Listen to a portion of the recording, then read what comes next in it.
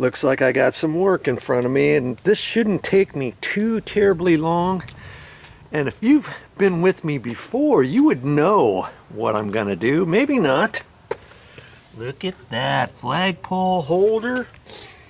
I had showed you on a previous video how to install a flagpole holder like that to a stucco wall and stuff. And look at that. Isn't that something? This is a metal one, and it snapped right off.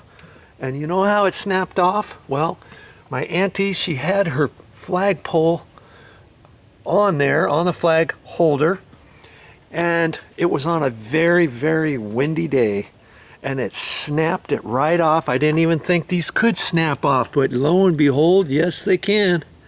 So she asked me if I could install another one for her, and I was just gonna get another one like that, but no, they went to the store. My favorite box store, the Home Depot, had this one here. Okay, and it's a metal one. It's heavy duty, man. This thing is heavy, and the holder's here, and you can swivel it down and tighten it up. And it's got 4 screws on it.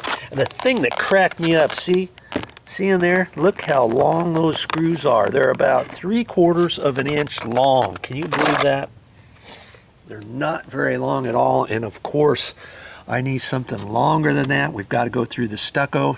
They might have some foam insulation on the back side, or this stucco could be an inch deep. And I know there's a wood 2x6